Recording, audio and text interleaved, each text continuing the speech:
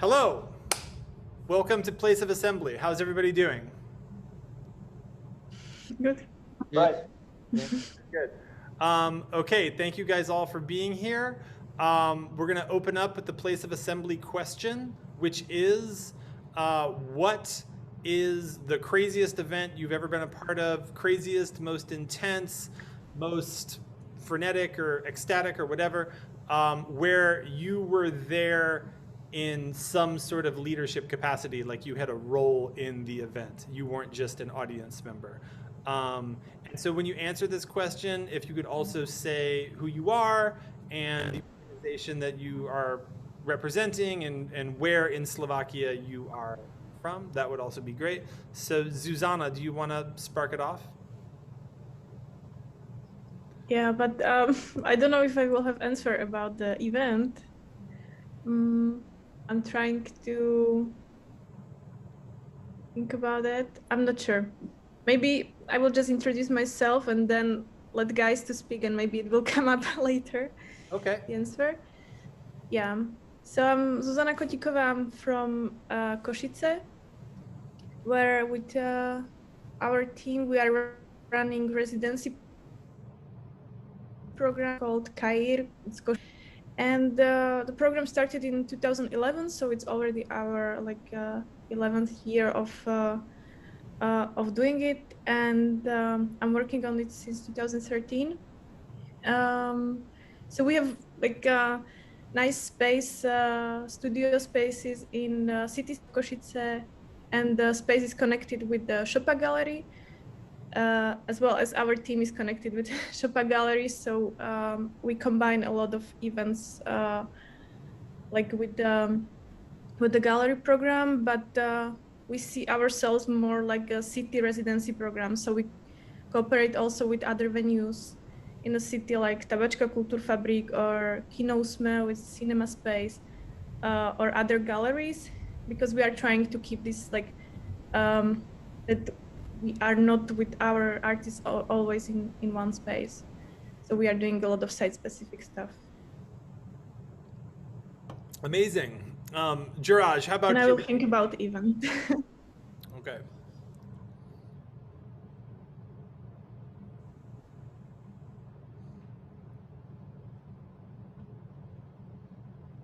Thanks for inviting. I work for more than 10 years now, and also working for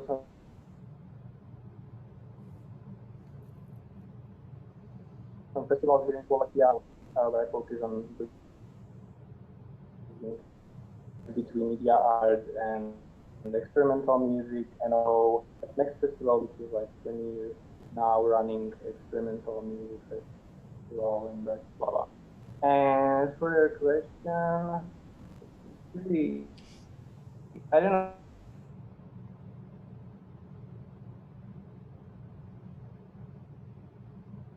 How much time does it really take? I mean, from the top of my head, we had one of the last gigs before it, and it was this Japanese cross-media artist Ami Yamasaki, and she's like she's specializing in like vocal performance in kind of like, I guess you could say, emulations of natural sound, but also that's like a simplification. She's like coming up with her own like sonic like environment, and so I guess that was like pretty mind-blowing to see like sounds of like, the whole forest coming out of somebody's mouth.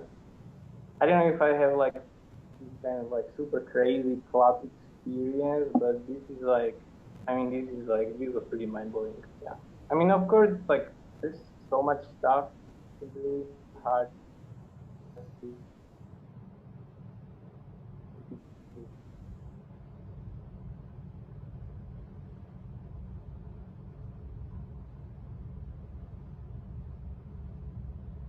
something like that's good. Yeah, that's amazing. That is amazing. Thank you for sharing that. Sorry, it froze there for a second, but yeah, no, but all good.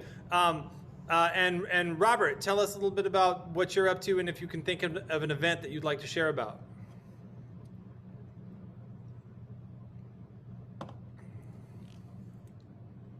Meet you all, and thank you for the invite and for the possibility to share our experiences.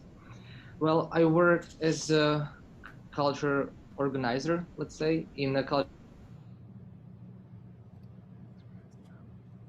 center called Relates as a whole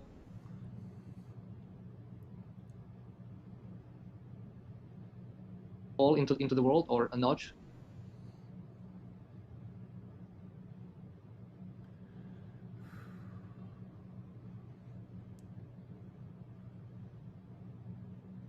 In 14, but I've been working like from concerts to performances, theater,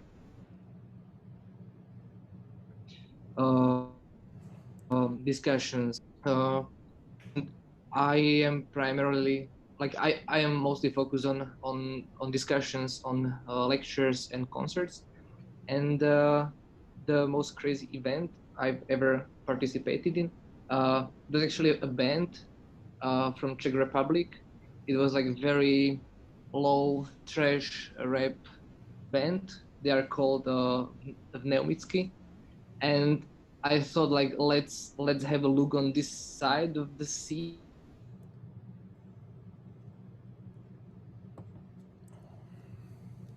And well, the first thing when in a small town in like north center of Slovakia, and we are based in a municipal building, and we rent the premises from the town.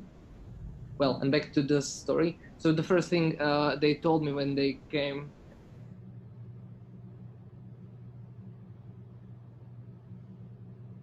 to meet me, if I can like find some, and then if we have some like CD mixers and players, and we had some, so we like prepared everything, and they like during the performance they like take out the beers and start like spreading them all over the place, all over the these like machines. And so it kind of like we kind of like lost control of it. And in the even though I was informed that I should be like aware of these two guys, I thought like it might be an interesting experience. And then I thought like, okay, we have to, I mean, it was interesting, but yeah, it could be like more expensive than it usually than it actually was. But fortunately, it was all good and actually fun. Amazing. I'm very familiar with those kinds of experiences.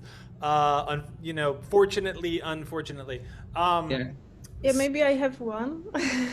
Good. Yeah, let's do it. Yes, it's like it's not the craziest one, but like one performance we did within the residency program, which was really edgy, was that we had one Polish artist who was doing like buto dance. Do you know what it is? Mm-hmm. It is this type of Japanese, really like a strong type of dance. So we put it like basically people sitting on the floor in our gallery. We closed all the doors, and the artist told us that it will take like maybe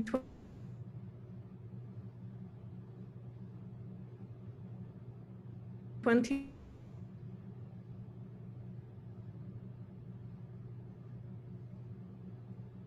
minutes, you know, to stand up and leave. They left, but most of the people they stayed until the end, and we had the feeling in the end it's like really like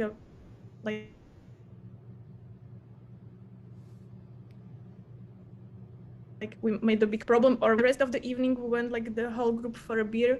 Everybody was just talking about that.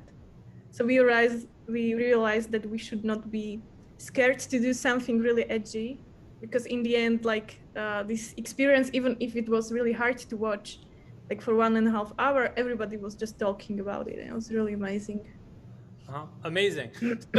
So a question that comes to mind for me hearing all three of those stories is, in the three cities in Slovakia where you guys are operating, Zuzana, you're in Kosice, and Juraj, you're in Bratislava. And Robert, will you say the city that you're in so I don't mess it up?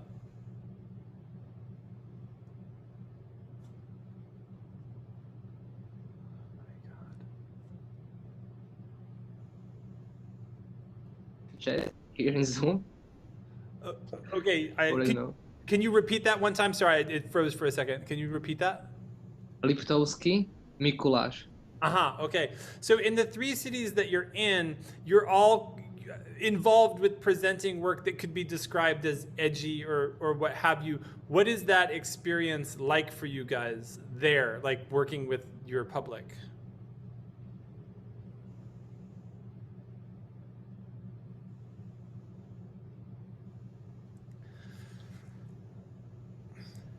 Yeah, you froze a bit, but I think it's fine now.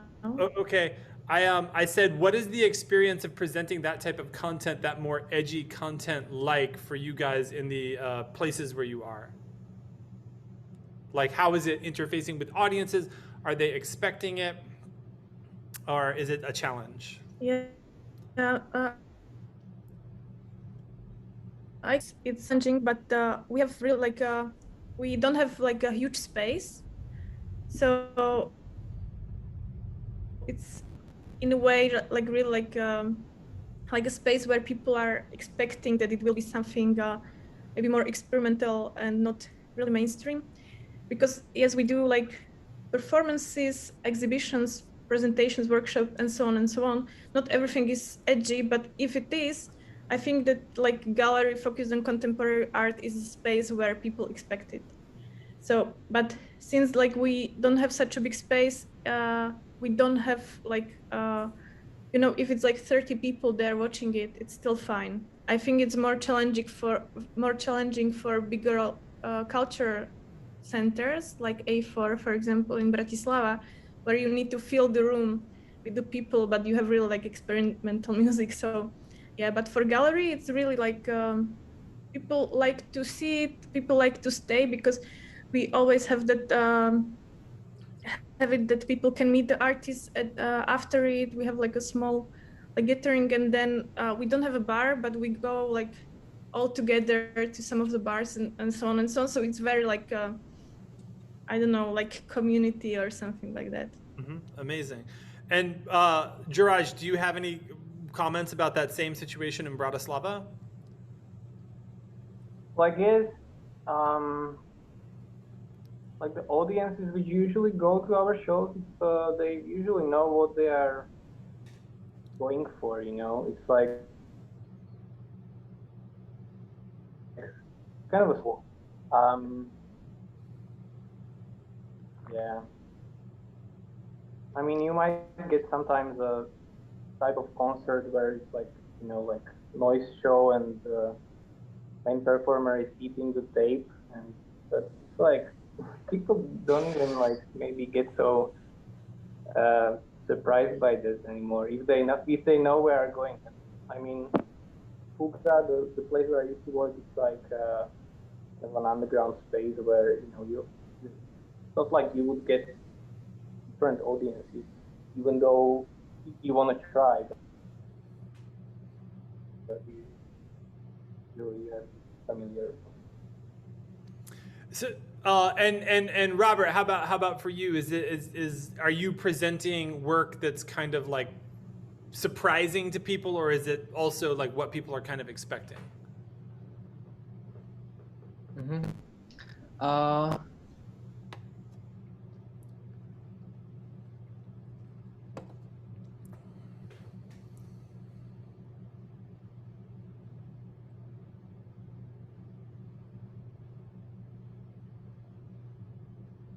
In a month, which are let's say like edgy or experimental or controversial, but in between we fill it with something more expected or something that can explain these shows. So like informal education plays a very important role in our cultural center. So we don't think that the audience has to be educated,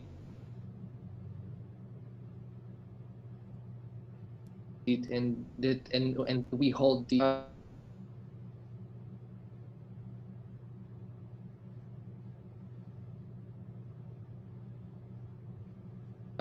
there is like certain in our country, and we do our best to explain these to the audience and to educate or like to explain to them what does it mean, and then we take art which has this like imaginatory potential, and it can explain better these things. So we kind of try to like combine these two elements. Okay, so tell us more about that. So how do you go about doing this more like educational type work to prepare your audiences for these other programs? Mm-hmm. So let's say, like for instance, we like annually we organize a feminist festival, or like festival focused on feminist issues and gender-oriented issues and so on. And so, for instance, we have like several discussions and lectures on like trans rights, on LGBT issues, on exploitation of in the labor market, like whatever. And we try to explain the audience that feminism is not a threat, is not an ideology that's gonna like destroy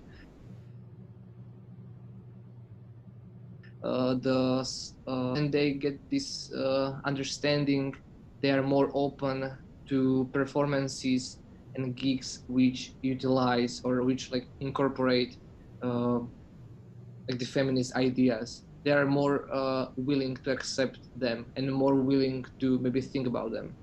Mm-hmm.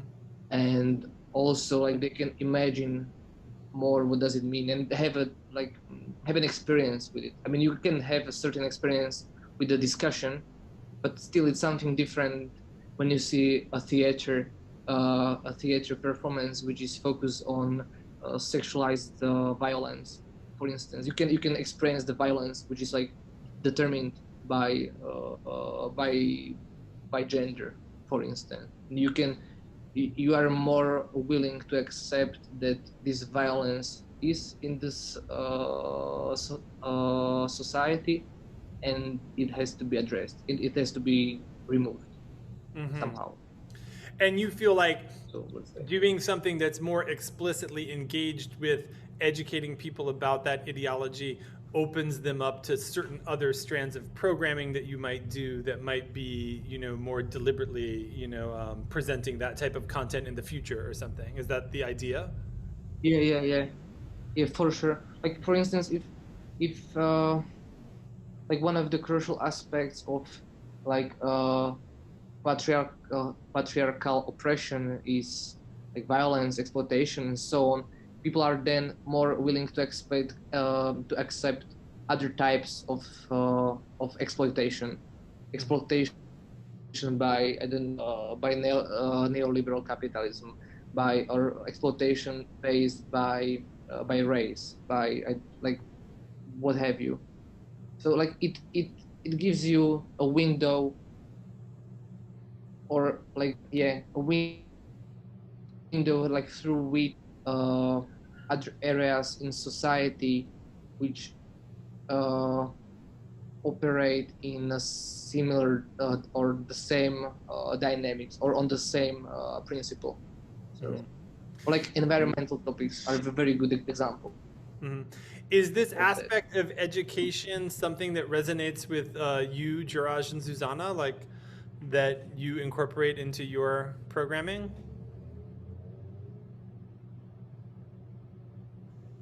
Yep, you can start, Juraj. Well, in terms of Sensorium Festival, that's close to themes Robert mentioned already. Context of technology, mostly like ethical questions and feminist questions. So the program always reflects these kind of topics. It's like the festival is usually split into parts. So we have a conference, we have a guest and talks and some workshops, and then we have like a performance part, which brings the power Robert mentioned, that you not only see some talks, but you experience the ideas.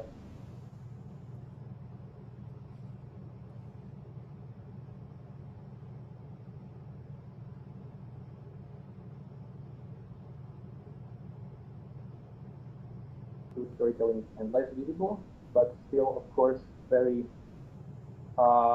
important and like very much part of what I try to do. You know, like bringing diverse audiences, bringing diverse lineups as well, being open and providing safe space for broad community. I think that's really important. And like, yeah. Mm-hmm. Okay, interesting. And Zuzana, how about you? Is there like a didactic, like educational dimension to the programming that you're working on? Yes, like each residency has a similar structure. So during each residency, we organize like open studios night, which is like meeting artists and talking with them about their work. So it's really discuss the topics, and then each artist prepare workshop or lecture for audience. So these are like two types of the events which are more focused on like educational aspect or getting to know the artists, and then is final presentation. So it's not that you don't know what people are doing and what is the topic, but and then you just see final results, but you have a chance to speak with artists in person several times during their residency. And we also like are trying to have like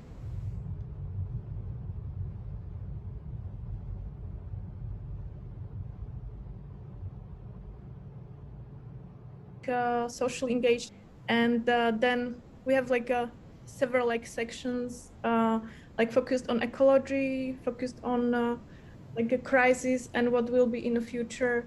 Then we are working with this year we will work with Roma community, which is like a huge topic on the east of Slovakia, and so on and so on. So we are really trying to be socially engaged also within the residency projects. So this is also like part of our decision-making process that that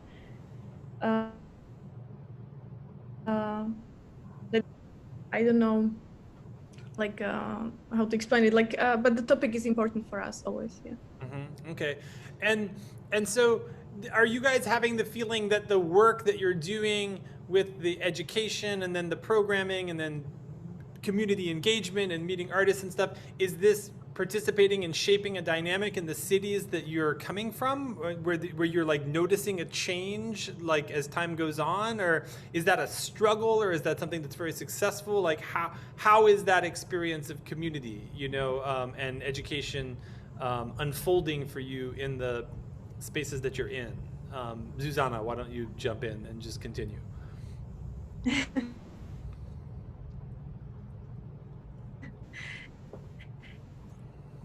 No, like hard to say what is impact just of our residency program, because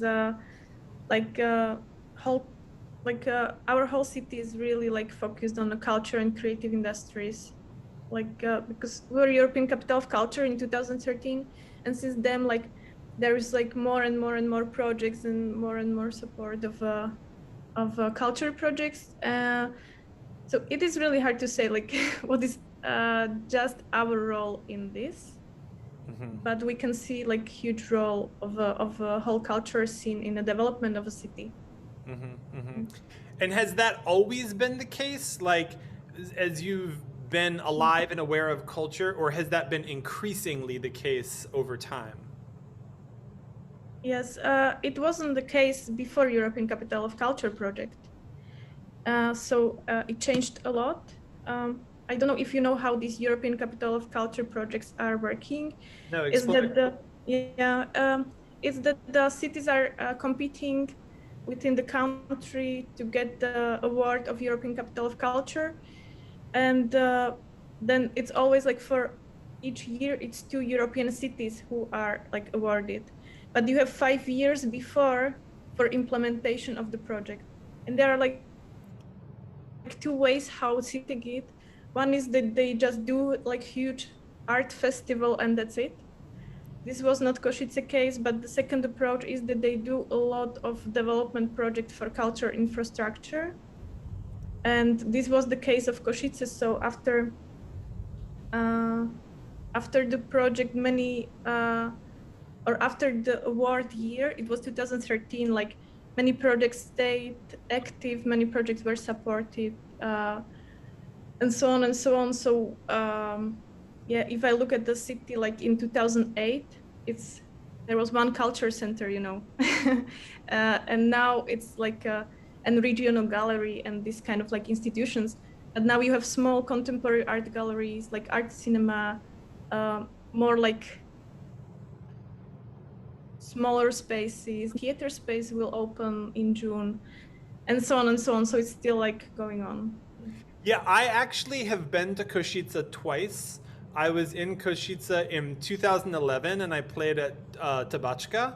And then I came back right before the pandemic and I played at Tabachka again in 2020, 9 years later. And we were like, wow, this place has really changed a lot, And then I like went and hung out all over the city and stuff, and I noticed a lot of those changes. And I'm going to pivot a little bit and kind of change the subject. But Robert, this one's for you. How is all of this work finding expression in the broader political landscape in Slovakia?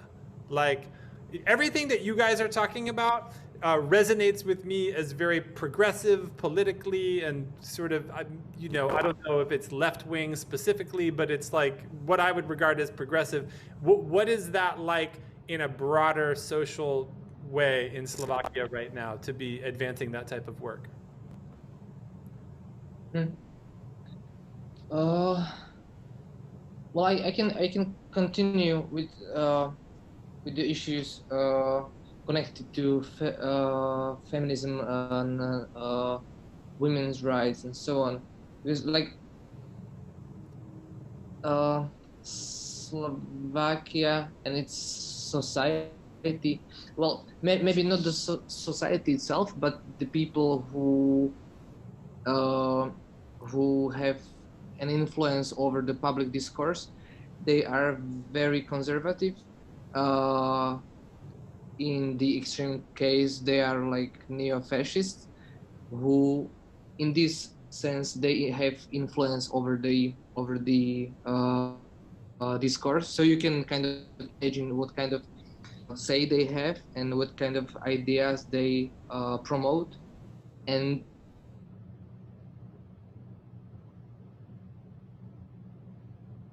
we are like creating this anti-discourse, and we are trying to engage in everything that we perceive as a crisis, as this like stomping over human rights, as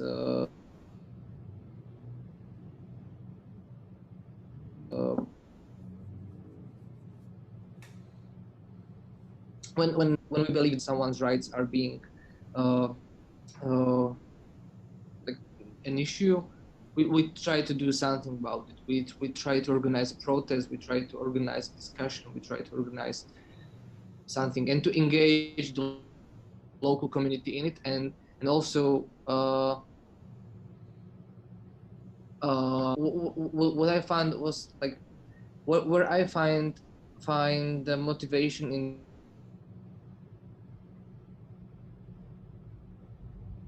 doing this is that,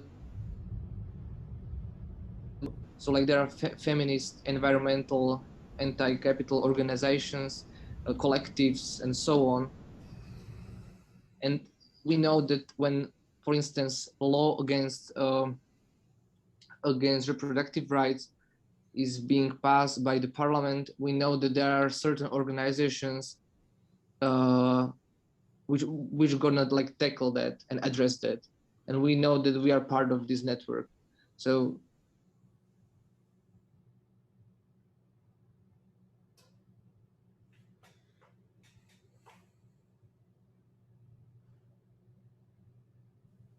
I hope.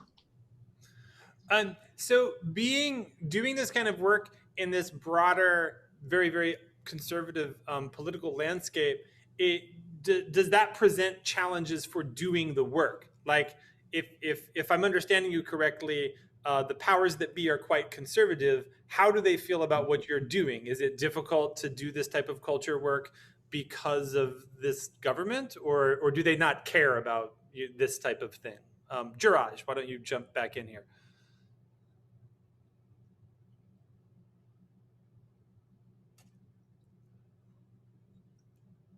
Because I think themselves, because it's pretty active politically, organizing protests and like trying to bring perspective on these issues. So, but at the same time, like I always say that I consider like myself and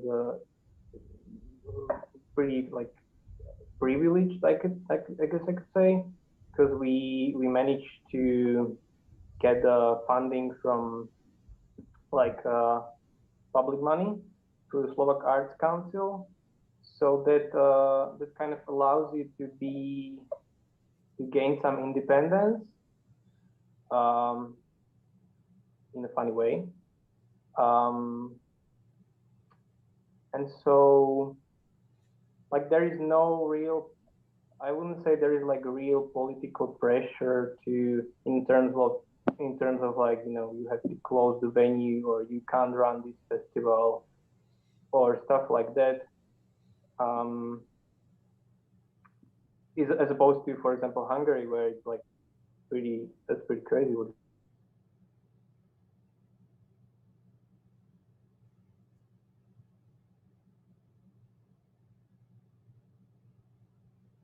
happening there. Mainstream focused culture.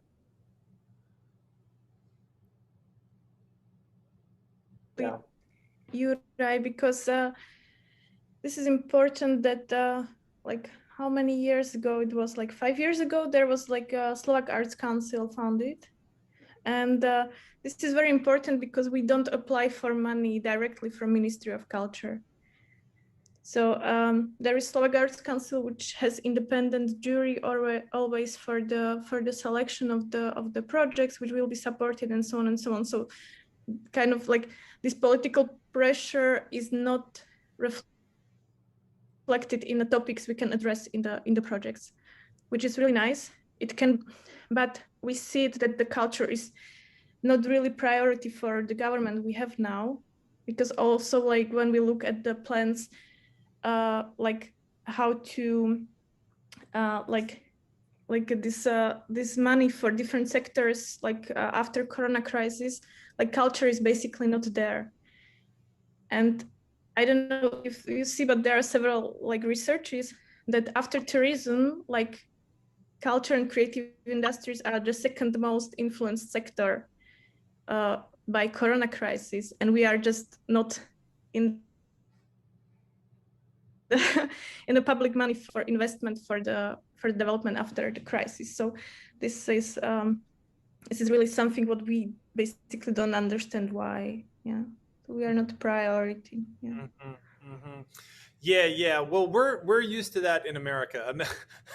Where culture is not a priority of the government here. I mean, it's interesting. I mean, there's lots of other resources and assets here, but most artists that I know and venues that I know, we don't ever think of going to the government, for money. It's just not something that we think about. But it's even worse now after Corona. So what I'm taking away from what you guys are saying is that in spite of there being this conservative political setting, there's a degree of autonomy and you actually are able to propagate what you're trying to do culturally. That's interesting. That's interesting. But like this government is quite young, they just started a year ago, so we will see how it will go. Interesting. And the government prior to that was, forgive me, I don't know a lot about this, so I'm learning. But prior to this present conservative government, what was the government like? It was populistic, I would say. So I don't know if we can define if it was liberal or conservative. I think it was they were as they needed. Right. For but I would say that Minister of Culture was not so bad. The previous government. The Slovak Arts Council, which was really good step and very progressive step if we talk about public funding for cultural organizations. And what was that? How has that experience been like for you, Robert and Juraj, in terms of transitioning from the previous government to the present?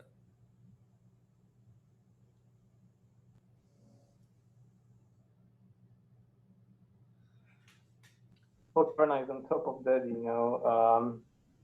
yeah. Wait, can you say that again? I missed that.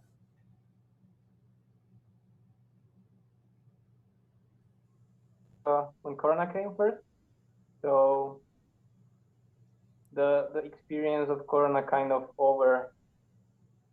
overshadows the new government thing.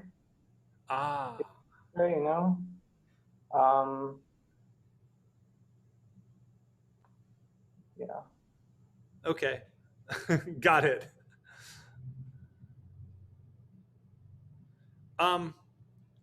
It wasn't that visible. I mean, there were like there was a transformation in rhetoric. Let's say that the previous nationalistic, and the current government is more like, let's say, conservative in terms of rights and values. Yeah, but I wouldn't say that culture was a priority either for like none of. Yeah, but we can say that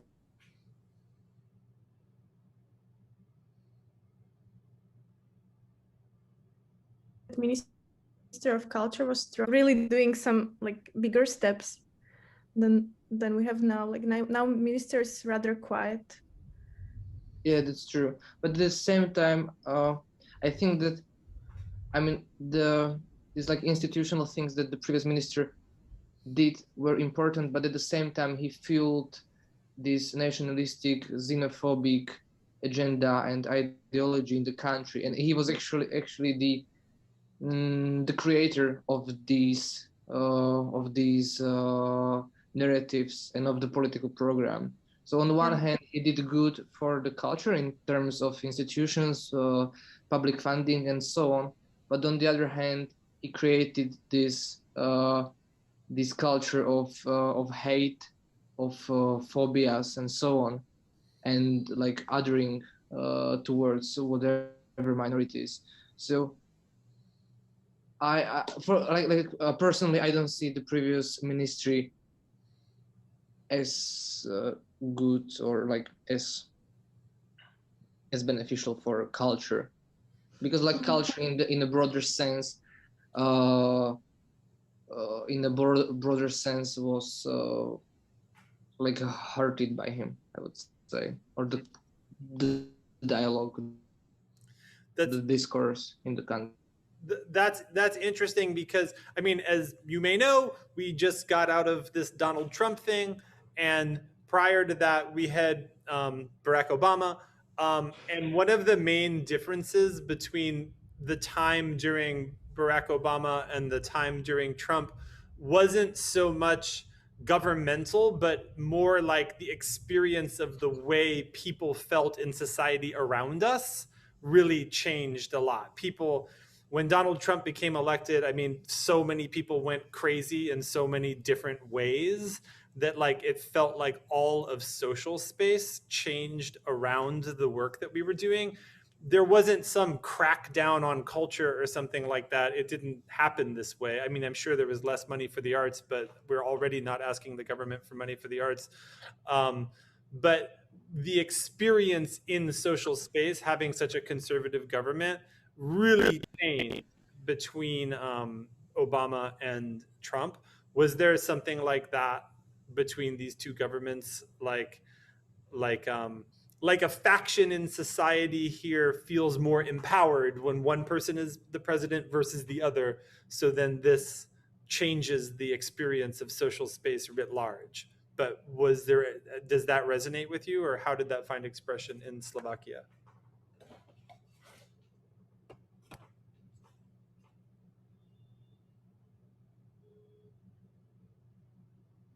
About our governments, like we didn't have so many like representatives which would be inspiring, but we're lucky, like last years we had really inspiring presidents. So this is kind of like creating like the like political discourse which is more like open and so on and so on. But there has more like real power than president. So like political parties are usually louder than president and so on and so on. So it's really hard to compare it this way. And I think that as Robert said, the previous government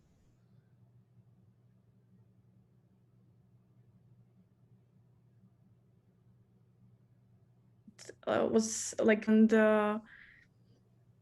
yeah. So I don't know, like I don't have this like impact. I would say like there is an aftermath of the last government which is felt all over the place here, and it's amplified by Corona as well. But at the same time, you have this new president, and that's more like a person who tries to, you know, connect people, as cheesy as it sounds, as opposed to, you know, kind of doing like kind of like splitting society in half through like populist themes, you know, and like nationalist kind of agenda. Yeah, got it. So thank you for that background. I was curious about that. What are the greatest challenges just like day to day? And then let's talk about your successes. But I'm always curious to hear from other space operators in other parts of the world, like what makes it hard to do this work? Maybe it's not hard to do this work. I was talking with my wife about this last night, because in New York City, where I run a venue, it's really quite difficult to keep a venue going, because there are 9 different government agencies that oversee what we do, and we have to answer to all of these different departments, and it's just very hard to keep a venue going. And I was talking to my wife last night, and I was saying, you know, there must be places in the world where this work is easier. So maybe Slovakia is one of those places. But what are the challenges, like the day-to-day challenges that you face, like whether it's money or whether it's your relationship with the police or your neighbors or whatever? Like, you know, what's difficult about this for you guys? Whoever wants to go first.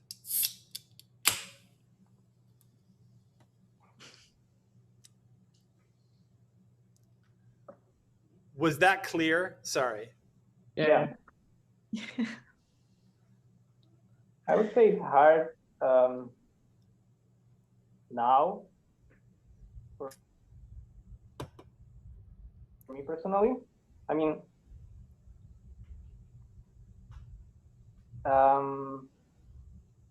like a huge part of, you know, promoting shows for me is like meeting people and talking to people, and I really enjoy that. And now it's just like you have to come up with hybrid formats and you don't meet people so much just through the screens. You know, I don't say it's not nice, but it's a different kind of vibe, of course.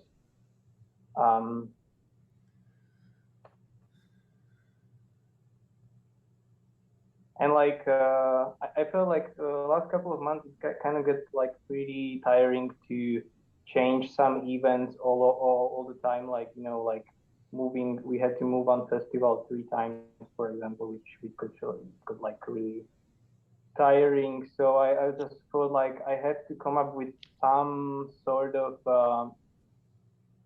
event or some sort of format which I'm able to do like even if, like, you know, there's gonna be like 5 tornadoes happening at the same time, and I can still do it just to preserve my energy and my sanity, I guess. But on the other hand, like I love this job, and I mean I consider myself lucky to be able to do this kind of work, you know. Mm-hmm. Yeah. So and it's all the classic stuff. I mean, I guess like many people would say like you have to invest a lot of time into this, and of course you won't make so much money as you would in some kind of a corporate job or elsewhere, but you know, something for something. For sure, for sure. And what, Robert? What about you? What are the challenges that you face in where you are? Well, I guess as Juraj mentioned, like finding motivation was like one of the biggest challenges that we kind of like stumbled upon, and this absence of people at the venue. But at the same time, yeah, I would agree that like I'm so used to this job, and I'm so used to its like flexibility and like all the good things connected with it that I wouldn't change it. But at the same time, I mean, you have a flexible job, but you are all the time with it. You bring it home. You think about the stuff you do all the time, like every name, every you stumble upon, like browsing the internet, is somehow connected to the work you do. So, but I kind of like it. So it's maybe the question of not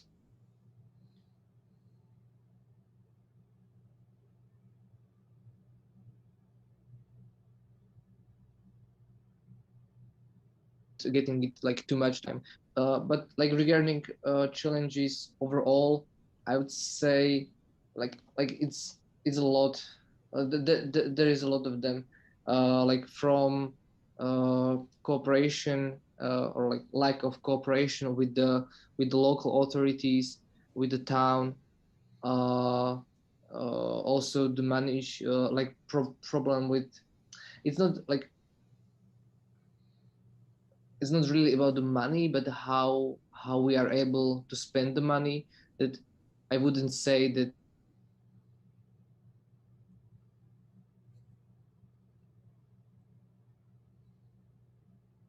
uh, that we are not able to pay funding we got. So for instance, we are only like our venue is like created by 4 core people, and it's too few. Like we need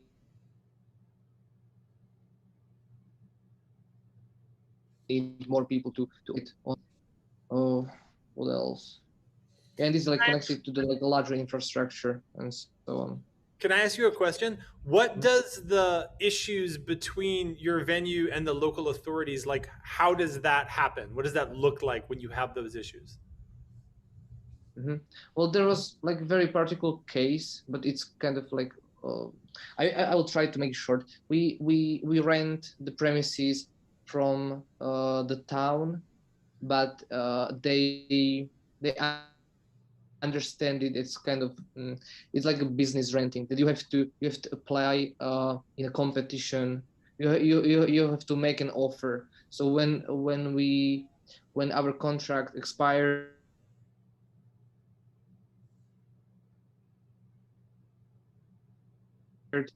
we had to with other like business subjects. But since we are like what do you call it? Like a civic organization, and we do not generate any revenue, it is difficult to compete with corporate subjects. So we tried to like convince the town to keep us the space, but since the town or like the mayor doesn't really like us because it's like on the opposite ideological pole, he wanted us like to leave the space. So it was a very difficult moment because we were actually threatened that we might leave, and then we had to do this like public campaign for keeping us in the space. We had to collect signatures, and then to make this like public pressure for the local government. And also like previously there were like many small cases through which the local government like demonstrated its power over us, like very small issues like you cannot, I don't know, put a poster on the wall, you cannot say this, or whatever, you cannot keep tables in the hall because I don't know, it's not nice, whatever. Interesting. Okay, I have a follow-up question about that, but first I want to hear from Zuzana about challenges faced in Kosice. What are the the day-to-day struggles? Well, now during like Corona restrictions, like for us, the biggest challenge was that our approach of doing residencies is that we are trying to connect residency artists with local artists. And if there are no openings, no concerts, no events, no sitting outside over a beer together, it's really hard to make connections just with online events. So this was like, yeah, this was a really big challenge. Yeah, another thing is that income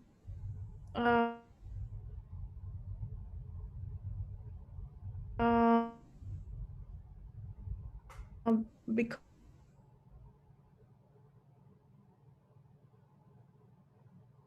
develop we do it and we are really like we really need the public support. Like companies are not supporting so many culture like projects if it's not like a huge festival where they could just put their logo, but it's like a residency program where it's like like audience of like 100 people. It's not interesting for them. So yes, so we always have to wait. Like we have a grant for 1 year always, and it's really hard to make long-term strategy or long-term plans if we don't have support for longer time. Yeah. Interesting. That's basically it. Yeah. Got you. Yeah, so it's interesting to me that none of you see from like a New York perspective, it's interesting that none of you say that the police are a problem. The police are not a problem. You guys don't we never had police in our space. And what about Robert and Juraj? Do you guys have like run-ins with the police at your venues in where you guys are? Well, we did a few times. When we organize an anti-fascist protest in the town, we well we knew that there will be a neo-fascist march in our town, but we got to know it like a few days before it was supposed to happen, so we didn't have enough time to formally declare protest to the town and have the time to have the town to like enable us to do the like counter protest. So we did it kind of illegally, and then there was a police like threatening us that they will like disperse us if we keep saying what we kept saying, and so on. So we had to be like very quiet. We were just standing with transparent, and it was like tense, but unfortunately nothing happened. And I believe it was maybe because they were like mostly young people from the town, so like police didn't want to have like interaction or like conflict with like people from a high school. But that's a little different because that's like a protest. That's not just like operating your venue. Like, do the police come around just when you're having like a concert or something?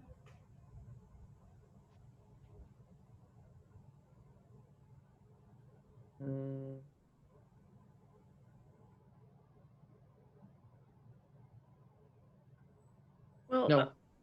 Because like they're in an area with residential like parts, so if it's too noisy, then police comes. But yeah, but it's like occasional when people are calling them that it's too noisy. They're trying to avoid to having like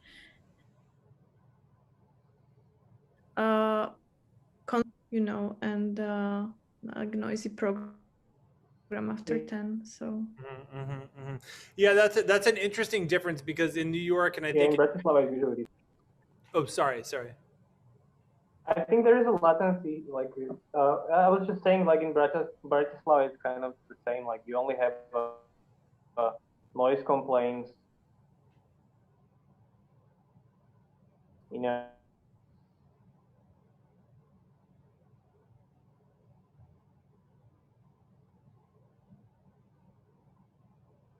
And then that's pretty amazing. Can you hear me?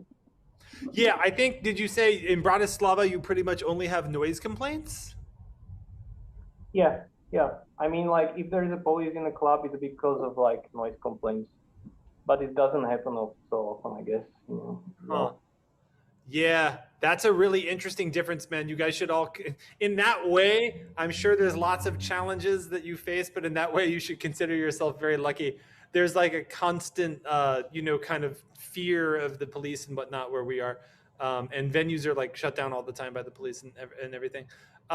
So we've been talking about these things that are kind of a little bit depressing, like the conservative government and the police and problems and all of this stuff. But I would love to hear from each of you about something that you have coming up that you're really excited about, like some programming that you have that's happening soon.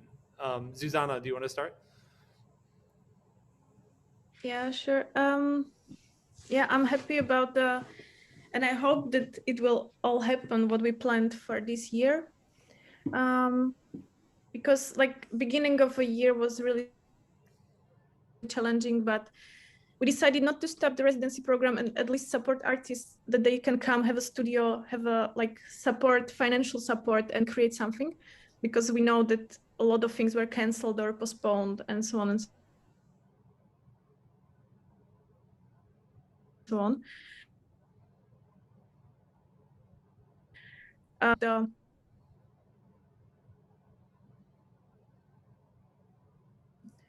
One in Palestine and one exchange of the artists, and one artist from Gaza will come to Kosice. We are really interested about cooperation with him. He will do project like comparing lockdown, like 1 year lockdown, and what they are like experiencing like last 15 years in Gaza. And then we will have one more project with the Roma community. I'm really looking forward to it. We just selected artists yesterday for it, and it will be really like educational, empowering, and it can help maybe to some individuals to lives. So I'm really looking forward to it, and I hope it will have like long-term impact. Amazing. That's cool. So there, yeah, man, there's so can you just tell me a little bit about how is that collaboration structured between, your gallery and the Roma community? Like, how do you broker those relationships? We work also with one community center, which is working with Roma community for like last I don't know how many years. So we have direct contact with the community. So it's there are like several like programs and so on and so on. So yeah, it's not so hard if you know people who work with them. Okay, interesting. Yeah, I'm just curious about that type of intercommunal collaboration. Yeah, it's not that we just go somewhere and say that we want to do artistic project with them. There's like real connection with the people who are like constantly working with community. So that's our approach. Amazing, interesting. Robert, what about you? What's coming up? What's on the horizon over there? Well, I hope that we'll be able to hold some events physically for the public. Well, since we create the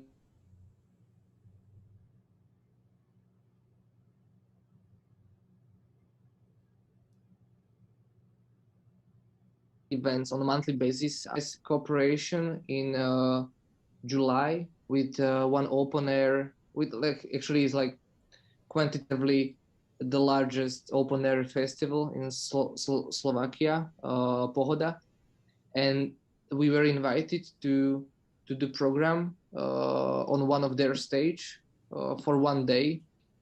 So we will kind of like move from our town, Liptovsky Mikulas, to an airport and do some concerts and discussions. And we booked some very nice names and some artists that would be actually like wouldn't have as much people here in Liptovsky Mikulas as they will have hopefully at an open air festival. So it will be like very satisfying to see like hundreds of people there. I'm really looking forward to this. Amazing, amazing. And Juraj, what about you, man? What have you got cooking? I mean, same as Robert. So we were asked who got to contribute to the program at this open air festival. So it's actually the same day as Diera do Sveta. So Yeah. it's gonna be a strong one. Yeah. So I'm looking forward to that. And then and as part of Sensorium, which is happening in mid-June, it's like a performance-focused branch of the festival. We're gonna do this kind of hybrid event where we try to bring people away from screens and use a lot of mobile internet outdoors, do some sound walks, maybe we commissioned like some pieces for nap music. You could listen to that during napping. We actually have this New York-based artist, Emily Sprague. He's on Revenge International, I believe. Yeah, what else is there? We have this. I'm looking forward to, especially we have this one concert series, which is like you have a one-to-one performance where the artist will call you on the phone and you'll just listen to them singing. Oh wow! Yeah, that's cool. Yeah, there's actually another artist based in New York. Their name is Holland Andrews. Maybe you know her. I don't know. Yeah, sure. Yeah.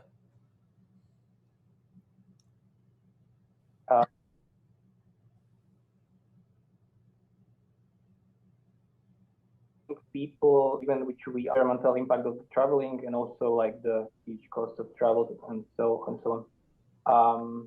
Yeah, doing some hybrid sound walks as well and some like deep listening sessions. And then then in late August there's this event called Let It Sound, which is kind of inspired by this moment where you like during first lockdown, like you have so many people spending time outside in public parks. I don't know if that was like in New York, but here it was like, I never seen so many people in forests and public parks. And at the same time, there was like some studies done that said that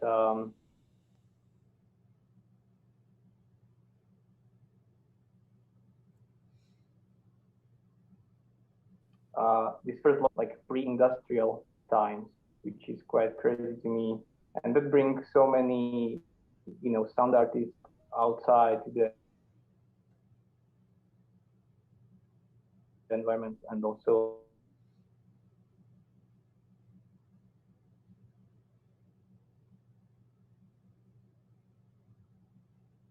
like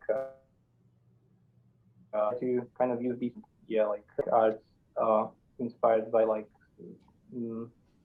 inspired by, I would say, like touching on themes of, you know, climate change, you know, and bringing some sort of perspective to that. Also using all kinds of like hybrid sound walks, and maybe using we are actually working with Ami Yamasaki, the girl I mentioned as you know, the first question you had, with some site-specific stuff as well. Yeah, so I guess that's it for now. Cool. Amazing. Guys, well, that all sounds super exciting. Thank you guys so much for coming on Place of Assembly. It was amazing for me to learn about your organizations and about you, about what's up in Slovakia. I've been many times, a big fan. I hope to come back in the fall, so maybe I'll see you guys. You know, we'll be in touch, but I appreciate y'all coming on here, and thank you so much for, you know, putting me on. Thank you. Thank you. Yeah, Thanks for the invite. Of course, I will be in touch with all of you. Okay. See you guys later. See you. Bye. Bye. Bye bye. Bye.